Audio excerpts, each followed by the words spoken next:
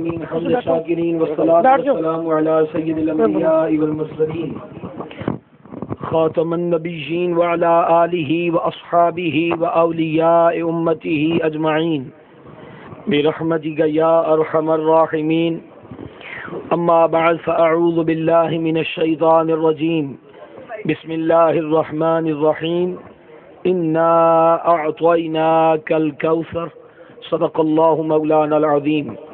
سرور عالم سید اکرم نور مجسم صلی اللہ تعالی علیہ وآلہ وسلم کی بارگاہ بے کس پناہ میں ہم سب مل کر ہدیہ صلاۃ والسلام عرض کریں، پیش کریں۔ الصلاۃ والسلام علیکہ یا سیدی یا رسول اللہ وعلی آلک واصحابک یا سیدی یا حبیب اللہ۔ اللہ رسول کے فضل و کرم سے چوتھی مرتبہ یہ محفل مبارک اس جگہ پر اپنی تمام ترتابانیوں کے ساتھ جاری ہے۔ سادات کرام اور علماء ذی وقار اسٹیج کی زینت و رونق ہیں۔ حضرت قبلہ سید صاحب کی زیر سرپرستی اور پہلی دفعہ میں زیارت کر رہا ہوں۔ ہم نے بہت پرانی کتابیں ساہیوال کے اس عظیم ادارے کی چھپی ہوئی دیکھی ہیں۔ ناشر مسلک اہل سنت مجاہد ملت حضرت علامہ مولانا نعمت علی چشتی صاحب دامت برکاتہم العالیہ۔ تو آج اس سنیت پر احسان کرنے والی شخصیت کی زیارت کا موقع بھی میسر ہوا۔ اللہ تعالی ہمارے اکابرین اور بزرگ اور مشائخ کی عمروں میں برکتیں عطا فرمائے۔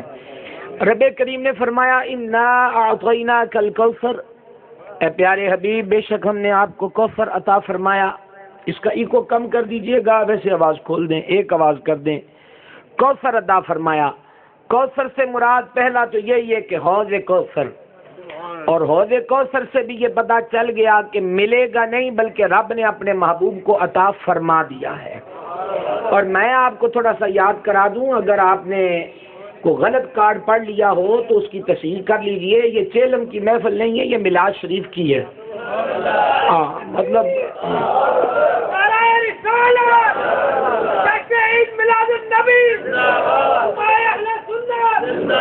تو مطلب بندہ ویسے مسوسہ بیٹھتا ہے نا کہ پتہ نہیں چاہ لیا یہاں بولنا ہی نہیں ہے، تو یہ خوشی کا موقع ہے، حضور کا میلاد شریف ہے، سارے ذرا مل کے بول لیں۔ مطلب کرسیوں پر بیٹھ کر بھی سبحان اللہ کہنا جائز ہے، اس کے بارے میں تردد نہ محسوس فرمائیے گا۔ تو کوثر ادا کر دیا، تو کوثر سے مراد حوض کوثر ہے۔ تو پتہ چلا ابھی دیں گے نہیں بلکہ رب کریم نے اپنے محبوب علیہ الصلوۃ والسلام کو کوثر عطا فرما دیا۔ اور میرے آقا علیہ الصلوۃ والسلام نے اس حوض کوثر کو جنت میں جا کے بھی ملاحظہ فرمایا ہے، اور کئی بار مدینہ منورہ کی مقدس سرزمین پہ جلوہ گر ہو کر بھی ملاحظہ فرمایا ہے۔ یہ آگے چل کے عرض کریں گے۔ اور آقا علیہ الصلوۃ والسلام نے حوض کوثر کی ساری حیت تو کیفیت کو بیان فرما دیا، اور اس کا پانی کیسا ہے، ذائقہ کیسا ہے، لذت کیسی ہے، اور اس کا فائدہ کیا ہے، یہ بھی واضح طور پہ بیان فرما دیا۔ احادیث مبارکہ اس سے مالا مال ہے۔ فرمایا اللہ کے حبیب پاک علیہ الصلوۃ والسلام نے کہ حوض کوثر کا جو پانی ہے وہ دودھ سے زیادہ سفید ہے۔ کہہ لیں آپ ذرا، یہ جو میرے دائیں بائیں سیٹوں اگلیوں پر بیٹھے نا، ان سے میں یہ کہوں ڈرائیوروں کے پاس ہونا نہیں چاہیے، بولو ذرا بلند آواز سے۔ تو عرض یہ تھی کہ فرمایا وہ دودھ سے زیادہ سفید ہے اور شہد سے زیادہ میٹھا۔ اب دودھ سے زیادہ سفید کتنا ہے یہ تو حضور کے صدقے جب جنت میں جائیں گے تو جا کے دیکھیں گے انشاءاللہ تعالی۔ اور میٹھا کدھر ہے، یہ دروازہ اب دکان کا نہیں کھلے گا، اور میں پوری مانیٹری کروں گا اس دروازے پر بھی۔ آپ سب حضرات اب رک کے گفتگو سنیں۔ عرض یہ تھی آپ کی خدمت میں، فرمایا شہد سے زیادہ میٹھا، اور اگلی بات یہ بیان فرمائی کہ ٹھنڈا بھی ہے وہ، اور جو ایک بار پی لے گا اس کی تاثیر سنیے گا، سمجھ آئے تو بول کے بتائیے گا۔ تاثیر اس کی یہ ہے، فرمایا جو ایک بار پی لے گا پھر وہ پیاسا نہیں رہے گا۔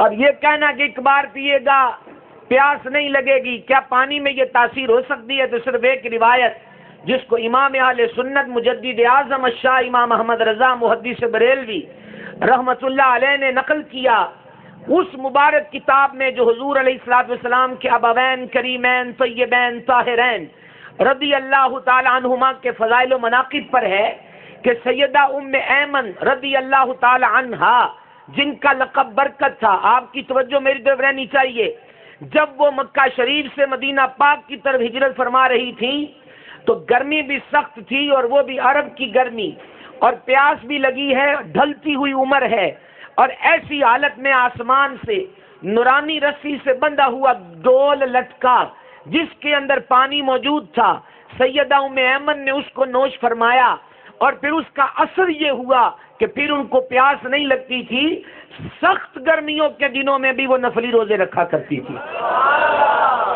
تو یہ تو روایت میں نہیں لکھا کہ وہ حوض کوثر تھا، لیکن یہ پتہ چل گیا کہ جو پانی ادھر سے آتا ہے وہ دنیا کے پانی کے برابر جیسا نہیں ہے۔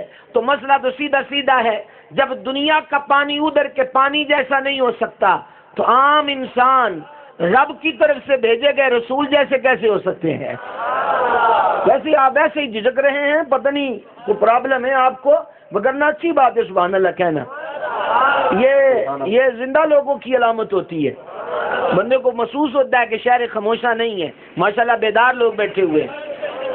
اور اب آپ کی خدمت میں عرض یہ ہے کہ حوض کوثر، اللہ کے حبیب پاک علیہ الصلوۃ والسلام نے یہ بھی واضح فرما دیا، فرمایا اس کے جو آب خورے ہیں، کٹورے ہیں جو اس کو کناروں پہ رکھے ہیں، جس سے لوگ وہ جام پیئیں گے حوض کوثر کا، فرمایا اس کی تعداد آسمان کے ستاروں کے برابر ہے۔ ہم نے بعض جگہ پر دیکھا کہ درخت پر پتے کتنے ہیں یہ کوئی نہیں جانتا، تو ہمارے ذہن میں سوال آیا کہ یہ پتے زیادہ ہوتے ہیں یا آسمان کے ستارے زیادہ ہوتے ہیں؟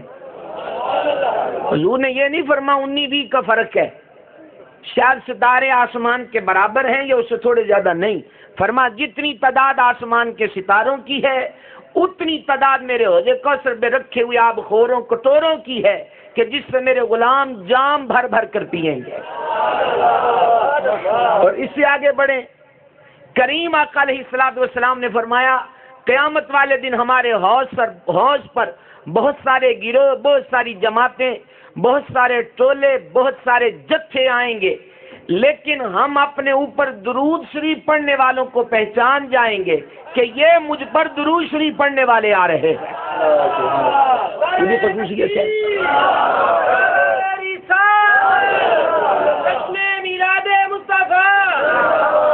اور یہاں سے معلوم ہو گیا کہ درود شریف ساہیوال میں بندہ پڑھے اور چاہے ہمارے سمندری شریف میں پڑھے۔ آپ کہیں گے اپنے شہر کو شریف کہہ رہا ہے، میرے پیر و مرشد جو وہاں رہتے ہیں، تو خوش نصیبی ہے ہماری الحمدللہ کہ ہمارے شیخ کا شہر بھی وہی ہے اور ہمیں بھی وہیں کے ٹکڑے کھانے کی سعادت ملی ہے۔ حضور نائب محدث اعظم پاکستان استاذ العلماء شیخ الحدیث و تفسیر سیدی الحاج پیر محمد عبدالرشید قادری رضوی رحمت اللہ تعالی علیہ، عرض یہ ہے آپ کی خدمت میں کہ فرما ہم ان کو پہچان لیں گے۔ شیخ سلیمان جزولی رحمت اللہ علیہ جنہوں نے درود شریف کے صیغوں پر مشتمل مقبول بارگاہ کتاب لکھی، انہوں نے وہاں پر اس حدیث کو لکھا، اور یہ وہ دلال الخیرات ہے کہ جس کی اجازتیں اپنے اور بیگانے سب دیتے رہے اور اپنے اور بیگانے اس کے فضائل بھی نقل کرتے رہے۔ وہاں شیخ سلیمان نے اس حدیث کو لکھا، اللہ کے حبیب علیہ الصلوۃ والسلام نے فرمایا جو ہم پر درود پڑھتا ہے ہم اس کا درود بھی سنتے ہیں اور درود پڑھنے والے کو پہچانتے بھی ہیں۔ تھوڑی آواز آئیے اب بھی، درود شریف پڑھنے والے کو جانتے بھی ہیں۔ علماء فرماتے جاننے سے کیا مراد ہے؟ کا مراد یہ ہے کہ کون پڑھ رہا ہے، کہاں بیٹھا پڑھ رہا ہے، اوپر سے پڑھ رہا ہے یا دل میں پڑھ رہا ہے، محفل میں پڑھ رہا ہے یا تنہائیوں میں پڑھ رہا ہے، اور محض ٹائم پاس کرنے کے لیے پڑھ رہا ہے یا من میں عشق کی جوت جلا کر اپنی گردن کو خم کر کے نگاہوں کو بند کر کے جلوائے یار دیکھنے کی یوں تمنا کرتے ہوئے کہ اے جلوائے یار ادھر بھی کوئی پھیرا تیرا، حسرتیں 8 پہر تکتی ہیں رستہ تیرا، وہ کس انداز میں درود شریف پڑھتا ہے؟ رب کے حبیب علیہ الصلوۃ والسلام فرماتے ہیں ہم اس کو بھی جانتے ہیں۔ سبحان اللہ. اور اگر ساہیوال والے 91 آر کے درویش جو نعرے لا رہے ہیں جو تھوڑے کول بھی ہے تو تسی بھی لا لو.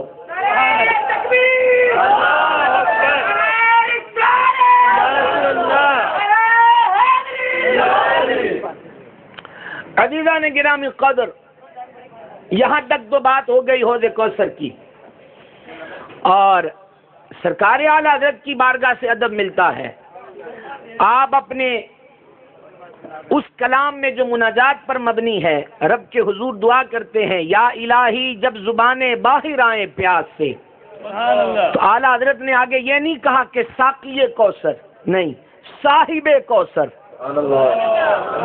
حضرات علماء کی نظر میں یہ کر رہا ہوں، ساقی کوثر نہیں کہا، کیونکہ ساقی تو کسی کو بھی مقرر کیا جا سکتا ہے، میں خانے کا اور جام کا مالک تو کوئی اور بھی ہو سکتا ہے. اعلیٰ حضرت کا ادب دیکھیے اور قلم سے نکلتی ہوئی حقیقت دیکھیے. یہ حضوری کا قلم تھا جو محض زور زری لگا کر ردیف قافیے کو پورا کر کے ادب کی دھجیاں اڑانے والا کلام نہیں، بلکہ یہ وہ کلام ہے کہ جسے کلاموں کا امام کہا گیا. اور امام اہل سنت نے لکھا یا الہی جب زبانیں باہر آئیں پیاس سے، صاحب کوثر شہ جود و عطا کا ساتھ ہو. تو ساقی کوثر نہیں، صاحب کوثر. تو سمجھ آئی ہے؟ کوثر والے آقا صلی اللہ علیہ وآلہ وسلم، اللہ تعالی ہمیں بھی وہ جام نصیب فرمائے. اور کوثر کا دوسرا معنی جو مفسرین نے بیان کیا، اعلیٰ حضرت اس کا معنی اپنے کلام میں بھی ذکر کرتے ہیں، انا اعطیناک الکوثر. ساری کثرت پاتے یہ ہیں، سبحان اللہ، ساری کثرت پاتے یہ ہیں. اب مفسرین کرام نے لکھا کہ اس سے مراد ہے خیر کثیر، اور مفسرین نے یہ بھی لکھا کہ کل کی کل خیر اے محبوب ہم نے آپ کو عطا فرما دی. ساری خیر، ساری خیر، ساری کثرت پاتے یہ ہیں، ساری خیر آپ کو عطا فرما دی. اور اب یہ سوال کہ میں نے کب کہا کہ میرے پاس زمین کے خزانوں کی چابیاں ہیں، اور میں نے کب کہا کہ میں غیب کی باتیں جانتا ہوں؟ اگر ایسا ہوتا تو میں بہت ساری خیر اپنے لیے جمع نہ کر لیتا. ہم نے کہا وہی خیر تو رب فرما رہا کہ ساری تجھے دے دی ہے. عوام سے مجھے گلا کوئی نہیں، میں علماء کو سبق سنا رہا ہوں اپنا، ٹھیک ہے نا؟ وہ ساری خیر رب العزت نے اپنے محبوب کو عطا فرما دی. آئیے حدیث بات سماعت کیجیے، صحیح بخاری میں ہے، حضور اقدس صلی اللہ علیہ وسلم شہدائے احد کے مزارات پہ تشریف لے گئے. امام محمد بن جریر طبری رحمہ اللہ نے تفسیر جامع البیان میں، جس کو تفسیر طبری کہتے ہیں، اس کے اندر بھی اس روایت کو نقل کیا کہ حضور نبی رحمت علیہ الصلوۃ والسلام ہر سال شہدائے احد کے مزارات عالیہ پر تشریف لے جاتے اور وہاں پر جا کر ان کو سلام فرماتے اور ان شہداء کے حق میں دعا فرماتے. اور پھر راوی بیان کرتے ہیں حضور کے بعد صدیق اکبر بھی یوں ہی کرتے، صدیق اکبر کے بعد فاروق اعظم بھی یوں ہی کرتے، فاروق اعظم کے بعد ذو النورین بھی یوں ہی کرتے، سرکار ذو النورین کے بعد مولا مرتضیٰ بھی یوں ہی کرتے. اور پھر ہمارا طریقہ بھی وہی ہے، تیرے غلاموں کا نقش قدم ہے راہ خدا، وہ کیا بہک سکے جو یہ سراغ لے کے چلے. نعرہ تکبیر، نعرہ رسالت، نعرہ رسالت، عظمت و شان مصطفیٰ، وہ کیا بہک سکے جو یہ سراغ لے کے چلے. اب اس سے پتہ چلا سالانہ جلوہ گری ہوتی تھی. کب؟ بولیے، سالانہ. اور پھر خلفائے راشدین بھی جاتے، اور خالصتاً قصد بھی مزارات شہدائے احد کا ہوتا، ارادہ بھی وہ پایا جاتا. تو جب ان کے نام پر مر مٹنے والوں کے مزارات پر جانا ان کی بھی سنت ہو اور ان کے خلفاء کی بھی سنت ہو، تو خود ان کے مزار انور پہ جانا اور خاص اسی نیت سے جانا، یہ کس قدر باعث برکت ہوگا اور باعث خیر ہوگا. اچھا، اب یہ سالانہ وہاں پر جو جلوہ گری ہوتی تھی، اس میں ہوتا کیا تھا؟ یہ امام بخاری اپنی صحیح میں لائے ہیں کہ نبی پاک علیہ الصلوۃ والسلام شہدائے احد کے مزارات پہ رونق افروز ہوئے. نبی پاک علیہ الصلوۃ والسلام کے لیے ممبر رکھا گیا. پتہ چلا ایک دو بندے نہیں ہوتے تھے، جب میں غفیر ہوتا تھا. یہی تو عرس ہے. بولیے تو صحیح نا، یہی تو عرس ہے۔ ہاں ہم موت کے کنویں، سرکس اور تھیٹر اور ہیجڑوں کا ناچ گانا، عورتوں کی بے پردگی، غیر مردوں اور غیر عورتوں کا اختلاط، یہ چیزیں ہمارے اکابرین نے کہیں بھی جائز نہیں لکھی۔ جس طرح نکاح سنت ہے، فرمایا جس کا نکاح ہو گیا اس کا آدھا دین مکمل ہو گیا۔ ایسے ہی اگر کوئی نکاح کے موقع پر مہندی جیسی ہندوؤں کی رسم کو بیچ میں اس کی گانٹ دے لیتا ہے یا اس کے اندر شراب نوشی کو ترجیح دیتا ہے تو نکاح کا کوئی قصور نہیں، وہ حرکت بد ہے، اس کو روکنا چاہیے۔ لہذا وہ عرس سرکار گنج شکر کا ہو یا سرکار گنج بخش کا، وہ عرس حضور غوث اعظم محبوب سبحانی حسنی حسینی کا ہو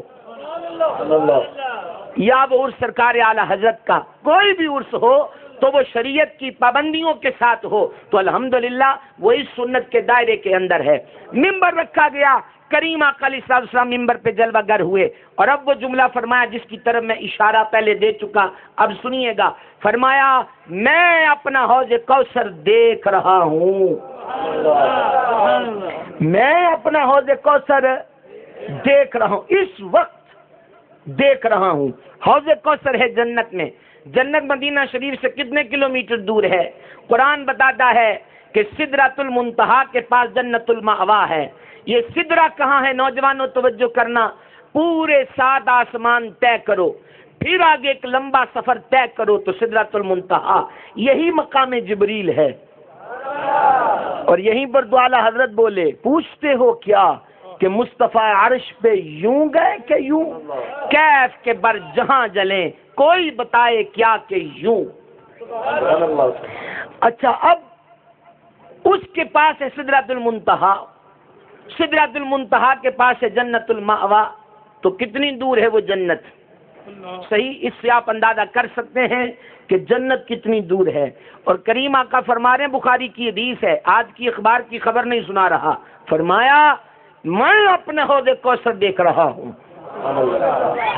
تو جو مدینہ منورہ میں جلوہ گر ہو کر کتنی دور حوض کوثر ملاحظہ فرماتے ہیں، تو پھر مدینہ منورہ سے ساہیوال کے کسی کوچے میں کوئی عشق کے دیپ جلا کر محبوب کی یاد میں بیٹھا ہو تو حضور ہمیں کیوں نہیں دیکھ سکتے صلی اللہ علیہ وسلم؟ اعلیٰ حضرت اس بارگاہ میں عرض کرتے ہیں، سرے عرش پر ہے تیری گزر، دلے فرش پر ہے تیری نظر، ملکوت و ملک میں کوئی شے نہیں وہ جو تجھ پہ عیاں نہیں، علیہ الصلوۃ والسلام۔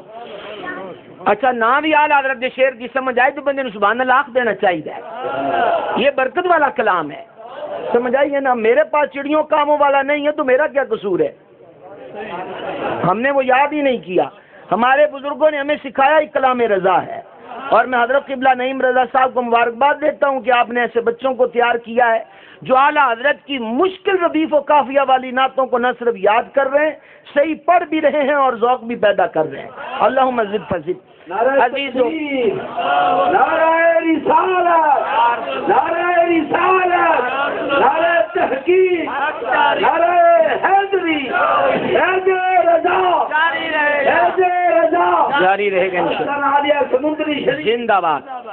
عزیزوں فرمایا میں اپنا حوض کوثر دیکھ رہا ہوں، اور پھر اس کے بعد فرمایا میں قیامت والے دن تمہارا فرط بھی ہوں اور تمہارا گواہ بھی ہوں، پیش رو ہوں تمہارا، میں قیامت والے دن تمہارا پیش رو ہوں۔ میرے بھائیوں، میرے آقا علیہ الصلوۃ والسلام کی ذات اقدس تو بہت بلند و بالا ہے، وہ دودھ پیتا بچہ، کم سن نابالغ بچہ یا بچی فوت ہو جائے تو ہم اس کے جنازے میں کہتے ہیں یا اللہ اس کو ہمارا فرط بنا، سمجھیے تو صحیح نا، یا اللہ اس کو ہمارا، وہ دعا پڑھ لیں جو پڑھی جاتی ہے نابالغ بچے اور نابالغ بچی کے جنازے میں، اللہم اجعلہ لنا فرطا واجعلہ لنا اجرا وذخرا، ٹھیک ہے، اس کو ہمارے لیے اجر کا ذریعہ بھی بنا دے، ذخیرہ بھی کر دے، شافعا و مشفعا۔ ہم نے تو سنا تھا شاید وہ شفاعت نہیں کر سکتے، تو آپ تو کہہ رہے ہو یہ دودھ پیتا بچہ ہماری شفاعت کرے، بول لو بول لو، فرط ہوں تمہارا، پیش رو ہوں تمہارا، اور کیسے پیش رو ہیں، ترمذی شریف کی حدیث ہے، فرما جس دن کوئی نہیں بولے گا میں ہی ہوں جو رب کے دربار میں تمہارا خطیب ہوں گا، فرما جس دن کوئی نہیں پوچھے گا اس دن سب سے پہلے شفاعت ہم ہی فرمائیں گے، اور جس دن سارے اپنے دربار سے اٹھا دیں گے کہ جاؤ کسی اور کے پاس جاؤ، جاؤ کسی اور کے پاس جاؤ، جاؤ کسی اور کے پاس سہارا ڈھونڈو، میں ہی ہوں جو انا لہا کہہ کر تمہاری امیدیں بھی بندھاؤں گا، ٹوٹی ہوئی امیدوں کو بھی جوڑوں گا، اور تم سب کو لے کر اللہ کے دربار میں جاؤں گا، لواء الحمد بھی اس دن میرے ہاتھ میں ہوگا، اولین تا آخرین ساری مخلوق اس دن میرے جھنڈے کے نیچے ہوگی۔ حضرت اور نعرہ رسالت، عظمت و شان مصطفیٰ۔ عزیزان گرامی قدر، ساہیوال کے سرکار کے دیوانوں و مختلف علاقوں سے آنے والوں، اس دن یہ راز کھل جائے گا کہ حضرت آدم تا حضرت عیسیٰ علی نبینا وعلیہم الصلاۃ والسلام کی چوکھٹوں پر کیوں بھیجا جا رہا ہے۔ اعلی حضرت نے اس راز سے پردہ اٹھایا۔ خلیل و نجی، مسیح و صفی، سبھی سے کہی، کہیں بھی بنی، سبحان اللہ، سبحان اللہ، اور میں حضرات علماء کی نظر کروں گا۔ ادب کا بادشاہ امام محمد رضا یہ نہیں کہتا کہ کہیں نہ بنی، یہ نہیں کہا۔ سوال کیا ہے؟ خلیل و نجی، مسیح و صفی، سبھی سے کہی، دسو کہیں بھی بنی، کہیں بھی بنی، یہ سوال ہے۔ اور ابو در دیکھ کے کہتے ہیں یہ بے خبری کے خلق پھری، کہاں سے کہاں تمہارے لیے، یہ بے خبری کے خلق پھری، کہاں سے کہاں تمہارے لیے۔ تو لہذا سب کی چوکھٹوں پہ پھرایا جائے گا۔ الحمدللہ ہم پہلے ہی پریکٹس کر چکے ہیں، کبھی گنج شکر کی چوکھٹ پر، تو کبھی داتا کے دروازے پر، کبھی سلطان باہو کے آستانے پر، تو کبھی شاہ رکن عالم کی درگاہ پر۔ ہم نے کہا حضور ہم نے پریکٹس کر لی ہے، نہیں سمجھے؟ ہم نے کر لی ہے پریکٹس، ہمیں پتہ ہے ان کے پاس جانا ہے، اور جو کام کل جو کرنا ہے اس میں آج شرم کیسی، نہیں سمجھے آپ؟ کل جو کرنا ہے سب کے سامنے ننگے ہو کے بھی آنا ہے، تو اس سے اچھا نہیں ہے آج پردے میں کام ہو جائے۔ آج لے ان کی پناہ، آج مدد مانگ ان سے، پھر نہ مانیں گے قیامت میں اگر مان گیا۔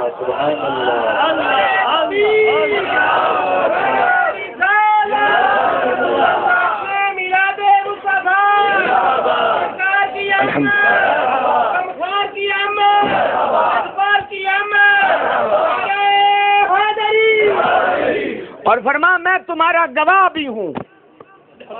اچھا یہ گواہی والی باتیں کئی مقامات پہ فرمائیں، مثلا ایک حدیث پاک میں فرمایا کوشش کرو تمہیں موت میرے مدینے میں آئے۔ ہم نے کہا فدا نثار ہو جائے کریم آپ کے فرمان پر ہمیں تو یہ اندھیر نگری ہے کہ وہیں سرحد حرم مکہ پر لوگ ہمیں روکتے ہیں ادھر نہ جانا، ادھر نہ جانا، اور ایک آپ ہیں جو ہم سیاکاروں پہ کرم کر رہے ہیں کہ فرماتے ہو کوشش کرو تمہیں موت ہی میرے مدینے میں آئے۔ اسی لیے تو اعلیٰ حضرت کہتے ہیں طیبہ میں مر کے ٹھنڈے چلے جاؤ آنکھیں بند، سیدھی سڑک یہ شہر شفاعت نگر کی ہے۔ فرما کوشش کرو تمہیں موت میرے مدینے میں آئے۔ جو میرے مدینے میں آیا ایمان کی حالت پہ مر کے دفن ہو گیا، میں قیامت والے دن اس کی شفاعت بھی فرماؤں گا، اس کی گواہی بھی دوں گا۔ ہم نے کہا پاکستان سے لاشیں جو بقیع میں منتقل کی جاتی ہیں کوئی وجہ تو ہے نا، بولیے سمجھ آئیے، کوئی وجہ تو ہے نا۔ حضرت قبلہ سید صاحب کی نظر اور ناشر اہل سنت کی خدمت میں ہم پڑھتے تو تھے، بزرگوں سے سنتے تھے کہ سب کی تمنا ہے الہی بقیع میں مدفن ہو، بقیع مدفن بنے، بقیع مدفن بنے۔ یہ وجہ کیا ہے؟ پورے مدینے کی بات آقا نے فرمائی ہے، بقیع کی تخصیص بھی نہیں فرمائی۔ وجہ کیا ہے؟ شیخ عبدالحق محدث دہلوی نے اس راز سے پردہ اٹھایا اشیعۃ اللمعات شرح مشکات کے اندر۔ وہ فرماتے ہیں وہ حدیث جو ترمذی میں بھی ہے، فرما سب سے پہلے قیامت والے دن اپنے مزار انور سے ہم باہر تشریف لائیں گے، پھر صدیق اکبر، پھر فاروق اعظم۔ سبحان اللہ۔ یہ وہی بات تھی کہ دونوں کے ہاتھ پکڑے ہیں، اور پہلے ہی فرما دیا ہم قیامت والے دن بھی یوں ہی اٹھیں گے، یوں ہی اٹھیں گے بہرحال. تو فرما اٹھیں گے اور پھر آئیں گے بقی والوں کے پاس، تو بقی والوں کو اٹھایا جائے گا، پھر ہم ان کو لیں گے، پھر ہم مکے والوں کا انتظار کریں گے. ہم نے کہا انصاف کی نگاہ سے بتا دو اور غیب کسے کہتے ہیں، انجام کی خبر اور کسے کہتے ہیں، ہمارے ساتھ اور اس کے ساتھ کیا ہوگا اور کسے کہتے ہیں. خیر محقق الاطلاق شیخ عبدالحق محدث دہلوی رحمۃ اللہ علیہ فرماتے ہیں اسی لیے بزرگ تمنا کرتے ہیں الہی ہمیں بقیع کے اندر جگہ مل جائے، کیونکہ صدیق و فاروق رضی اللہ عنہما کے بعد بقیع والے وہ پہلے خوش نسبت ہوں گے، خوش قسمت ہوں گے جو اللہ کے محبوب کا دیدار کریں گے. ماشاء اللہ نعرہ آیا بے سائیوال سے، اللہ سلامت رکھے. سمجھ آئیے؟ تو اس لیے کہتے مولا بقیع میں جگہ دے، پہلا جلوہ دیکھیں. اور یہ بڑا پیارا ذوق ہے، کیونکہ عاشقوں کو پتا ہے ایک دفعہ جلوہ جو دیکھ لیا پھر 50,000 سال کے دن کی کس کو خبر. کیونکہ اعلیٰ حضرت وہ جلوہ دیکھ کر کہتے ہیں یاد میں جس کی نہیں ہوش تنو جاں ہم کو، یاد میں جس کی نہیں ہوش تنو جاں ہم کو، پھر دکھا دے وہ رخ اے مہر فروزاں ہم کو. لہذا وہ جلوہ ہی ایسا ہے جو ایک بار دیکھ لے پھر اسے ہوش ہی نہیں رہتی. کیا خورشید حشر کی گرمیاں، اور کیا زمین کی تانبے کسی کیفیت، اور کیا ننگے وجود اور گناہوں کا بوجھ کندھوں پر. جب وہ جلوہ ہی پہلے دن دیکھ لیں گے تو وہ ہیں اعلیٰ حضرت ایک مقام پر کہتے ہیں، اور کیا خوب کہتے ہیں، جب گرے منہ سوئے میں خانہ تھا، جب گرے منہ سوئے میں خانہ تھا، ہوش میں ہیں یہ بہکنے والے. اعلیٰ حضرت کیا کہہ رہے ہیں، تشبیہ دی ہے. یہ کئی ہوتے ہیں نا بے تکی پی لینڈ دنیا والی جو حرام ہے، اور کئی جو ہلاک کہتے ہیں یہ قلندری نشہ ہے. جبکہ موضع المسلمین امام المتقین سیدنا علی بن ابی طالب کرم اللہ تعالی وجہ الکریم فرماتے ہیں دریا میں شراب کا قطرہ گر جائے، پانی خشک ہو جائے، وہاں گھاس اگائے، وہ گھاس اونٹنی کو، بکری کو، گائے کو کھلائی جائے، پھر اس کا دودھ دھویا جائے، پیالے میں ڈال کر علی کو پینے کے لیے دیا جائے تو علی وہ دودھ نہیں پیے گا. وہ تقوی والے لوگ ہیں. اور یہاں خرمست و جاہلوں نے صرف اپنا الو سیدھا کرنے کے لیے یہ بھنگ، چرس اور افیون اور شراب کو اور بھنگ کو قلندری نشہ کا، یہ جہالت ہے اور قلندروں کے نام پر بھی بدنامی کا دھبا ہے. یہ جو بات کر رہا ہوں اعلیٰ کہتے جب گرے منہ سوئے میں خانہ تھا، ہوش میں ہیں یہ بہکنے والے. فرما ان کے جلووں میں گم ہو کر جب گرنے لگے تو تب بھی منہ کسی غیر کے دروازے کی طرف نہیں ہوا، اپنے سرکار کی طرف ہی ہوا ہے. عشق و محبت اعلیٰ حضرت عشق و محبت اعلیٰ حضرت عشق و محبت فیض رضا جاری رہے گا. اور ہمارے یہاں کیا ہے، کسی کی جیب میں 2 پاؤنڈ ڈل گئے، ہاں، اور 4 امریکی ڈالر ڈل گئے، اونچی کرسی پر بٹھا لیا، بڑے ٹی وی والے نے خوشنودی کے کلمات بول دیے تو لوگ مشرب بدل دیتے ہیں، مسلک بدل دیتے ہیں، کئی سال پرانی باتیں بدل دیتے ہیں، مصطفیٰ کریم سے وفا کے رشتے بدل دیتے ہیں، محبت کے انداز بدل دیتے ہیں، ذوق اور تسکین کے انداز بدل دیتے ہیں. یوں کہیے حلف وفاداری جو اٹھایا تھا وفاؤں کو بدل دیتے ہیں، غداریوں میں مبتلا ہو جاتے ہیں. لیکن یاد رہے بریلی کا وہ مرد قلندر ایک ہی پیغام دے گیا، انہیں جانا انہیں مانا، نہ رکھا غیر سے کوئی کام. وہ کوئی ہو وہ کوئی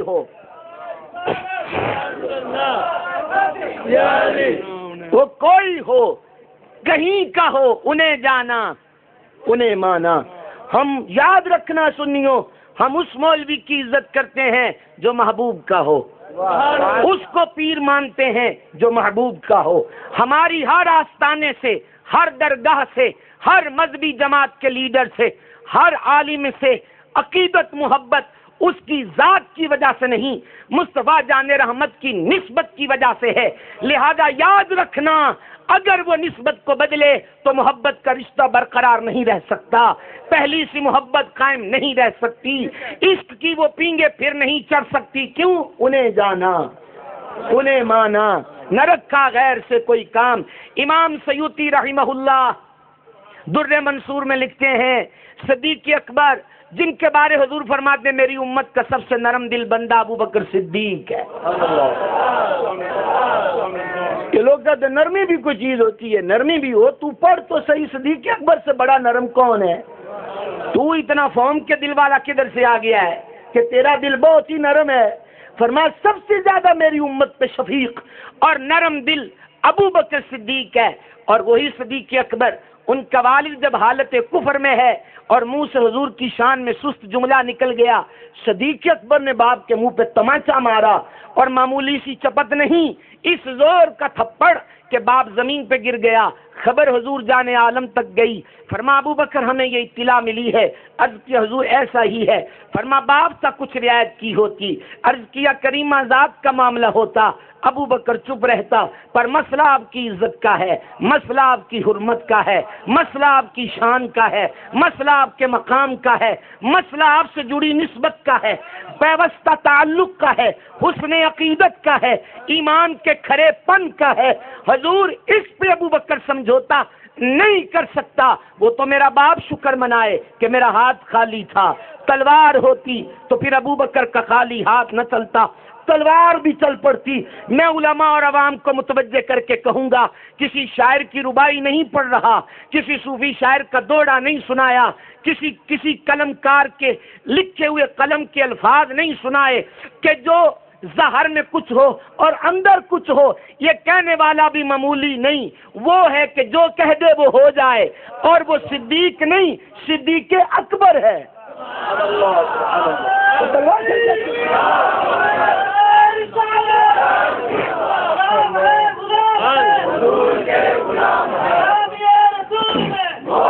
نعرہ تکبیر، نعرہ رسالت، نعرہ رسالت، نعرہ رسالت، علماء اہل سنت، علماء اہل سنت، مراد اسلام حضرت علامہ مولانا غلام مصطفیٰ دامت برکاتہ العالیہ، آپ اسٹیج کی زینت ہوئے، ماشاءاللہ ہوئے، میں آپ کو خوش آمدید کہتا ہوں۔ اللہ رب العزت علماء اہل سنت کو جو ہے برکتیں عطا فرمائے۔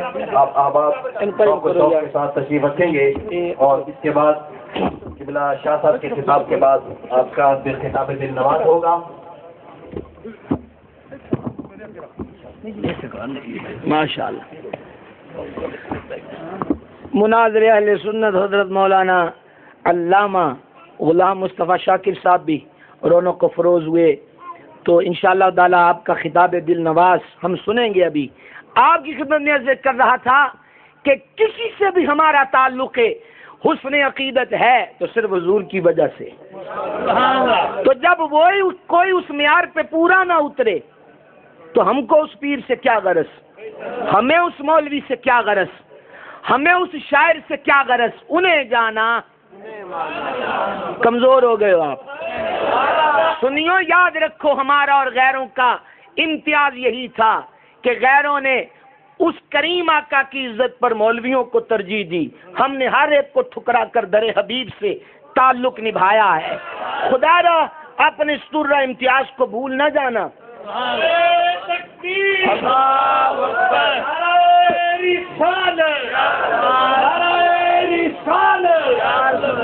سیدی مرشدی، سیدی مرشدی، غلام ہے، غلام ہے،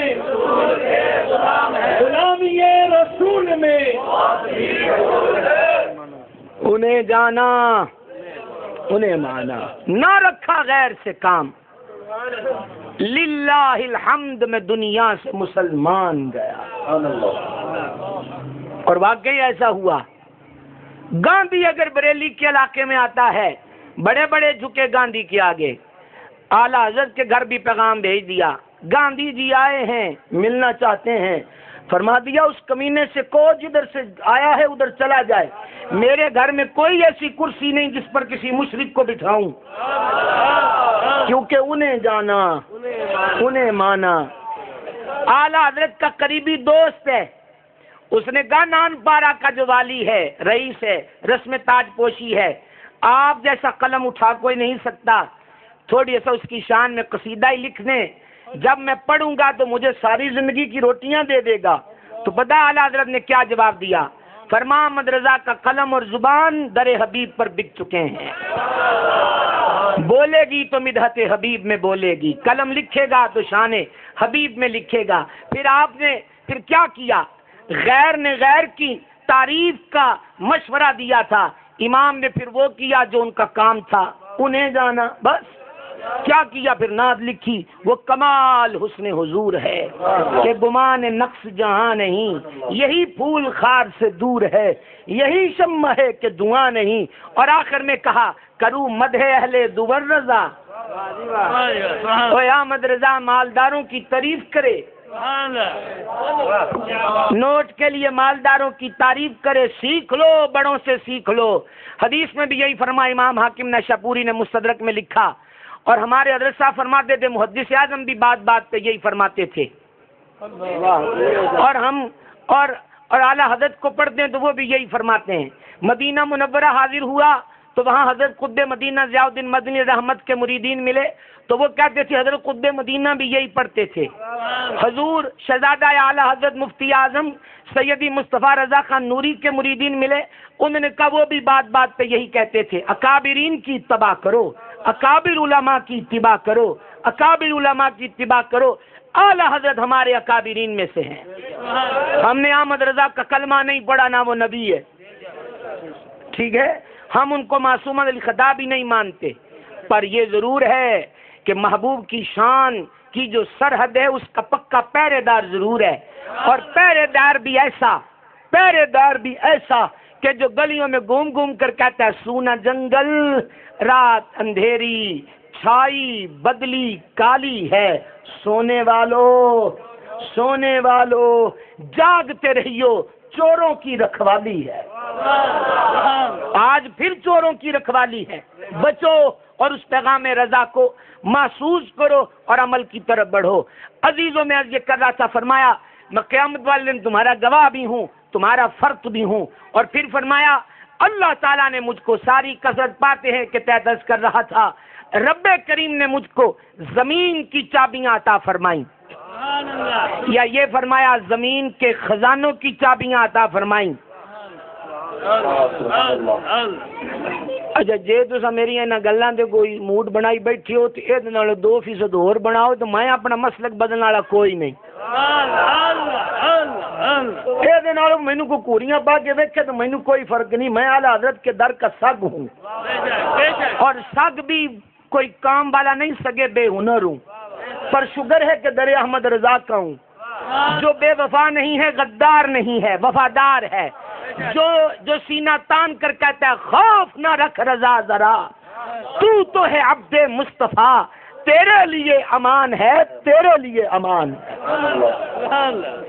عرض یہ تھی، فرما زمین کی چابیاں رب نے مجھے دیں، یا زمین کے خزانوں کی چابیاں مجھ کو عطا فرمائیں. اب یہ زمین کی چابیاں وہ مرتد کہ جو کاتبان وحی کے ساتھ بیٹھتا تھا اور لکھتا تھا، پھر مرتد ہوا اور کافروں کی ٹولی میں جا کر کہا معاذ اللہ، محمد صلی اللہ علیہ وسلم کو تو وہی آتا ہے جو میں لکھ کے دے دیتا ہوں، وہی کوئی نہیں آتی. تو لوگوں نے آ کے بتایا وہ یوں بکتا ہے. فرما زمین اسے قبول نہیں کرے گی. سمجھ آئی کوئی نہیں آئی؟ زمین اسے قبول نہیں کرے گی. اب وہ مر گیا تو اس کے گھر والوں نے، اس کے قریبا نے اس کو پھینکا گھڑے کے اندر، ڈال دیا، قبر بنا دی. صبح اٹھے تو لاش باہر پڑی ہے. انہوں نے کہا یہ صحابہ کا کام ہوگا، ادھر تنقید کا اشارہ کر دیا. انہوں نے کہا ذرا ٹویا وڈا کھودو، اور گہری کھدائی کی، اس میں پھینکا. سویرے لاش پھر باہر پڑی تھی. تیسری بار اس سے بھی گہرا کھودا، لاش پھر باہر پڑی تھی. انہاں کون سمجھ آ گئی ہے، یہ بندے والا کسی اور دا کام کوئی نہیں. حضور نے اتنا ہی فرمایا تھا نا، زمین اسے قبول نہیں کرے گی، بے شک بے شک زمین کٹ باہر سے کہ چابی جو حضور کھولے بول لو، وہ خدا کا واسطہ بول لو، وہ چابی جو حضور کے پاس ہے، فرما دیا زمین اس سے قبول نہیں کرے گی۔ یاد رکھنا جو حبیب سے بے وفائی کرے، جب یہ زمین قبول نہیں کرتی تو جنت تو بڑی ستھری چیز ہے، وہاں کا داخلہ بھی کوئی نہیں ملے گا، اس لیے تیاری پہلے سے کرنی چاہیے۔ اور پھر نبی رحمت علیہ الصلوۃ والسلام نے ارشاد فرمایا مجھے یہ ڈر نہیں کہ تم میرے بعد شرک کرو گے، دنیا میں پڑ جاؤ گے۔ امت کا والی اور نگہبان امت کا نبی ہوتا ہے، امت کے تمام امور کی نگہبانی، توحید کا خالص ستھرا نکھرا پیغام، معبودان باطلہ کا رد، چاہے وہ بت ہوں، چاہے وہ ستارے ہوں، چاہے وہ آگ ہو، چاہے وہ سورج ہو، چاہے وہ چاند ہو، اور چاہے وہ درخت ہو، اور چاہے وہ کسی بھی دھات سے بنائی ہوئی پتھر کی مورتیاں ہوں، ان تمام کی کاٹ کر وحدہ لا شریک کے آستانے پر جھکانا یہ نبی کی ڈیوٹی ہوتی ہے۔ سمجھ آئیے؟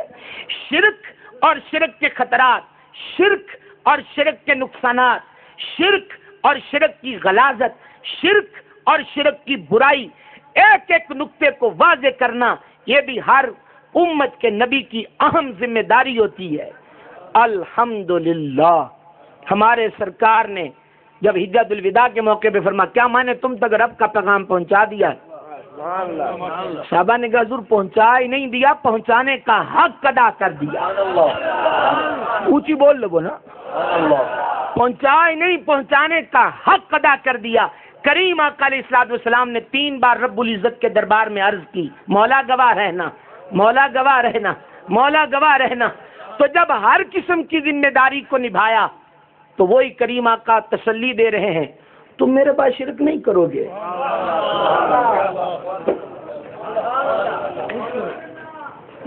جھوٹ، غیبت، چغلی، وعدہ خلافی، ماں باپ کو ستانا، خیانت، جوا، شراب، زنا، بدکاریاں، ساری چیزیں توبہ کے بعد معافی ہے، ٹھیک ٹھیک معافی ہے۔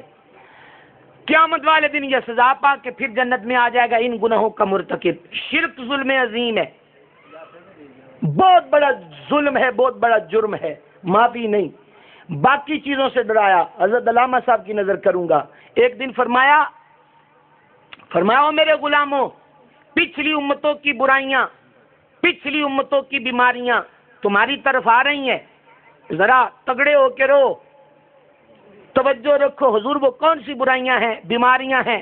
فرما حسد، کینہ، بغض، یہ پچھلی امتوں کی بیماریاں ہیں جو تمہاری طرف آ رہی ہیں۔ میں کہتا ہوں حسد بڑا ظلم ہے یا شرک؟ کینہ بڑا گناہ ہے یا شرک؟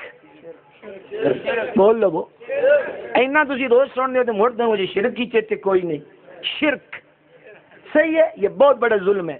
لیکن کریم آقا حسد، کینہ، بغض، انات کی طرف تو توجہ دلا رہے ہیں، بچ کے رہنا، اور فرماتے تم شرک کرو گے ہی نہیں، شرک نہیں کرو گے، میرے بات نہیں کرو گے۔ اب ہم کسی دارالعلوم میں فتویٰ لینے کیوں جائیں؟ ہم کسی کی منت سماجت کیوں کریں کہ ذرا فرمائیے گا کہیں ہم یہ شرک تو نہیں کر رہے؟ ہمارے آقا نے جو فرما دیا تو زون بات بول جاؤ تو میرا قصور کوئی نہیں، اگے پلے بیٹھے ہیں اسی بتیرا کچھ، ٹھیک ہے نا؟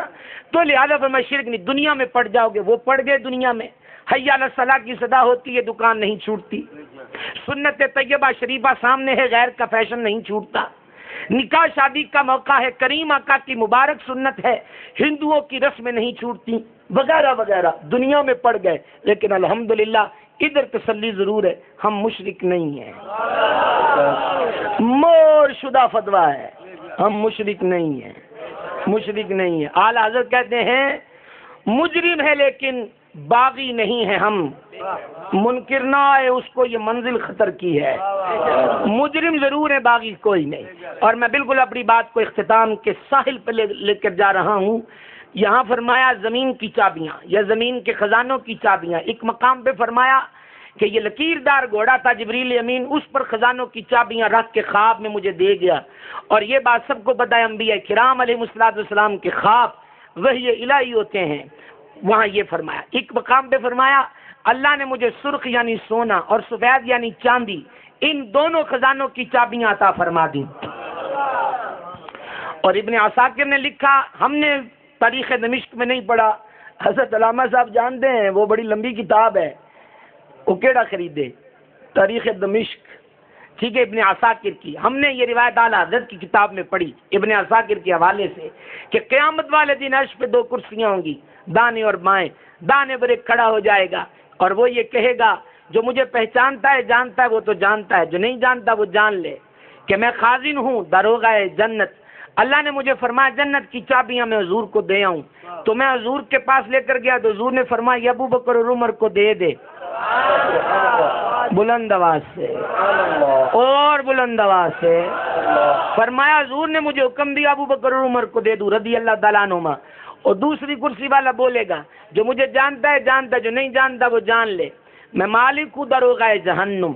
اللہ نے مجھے جہنم کی کنجیاں دے کے فرمایا یہ میرے حبیب کو دے دے تاکہ جنوں دل کرے وچ سٹ دے۔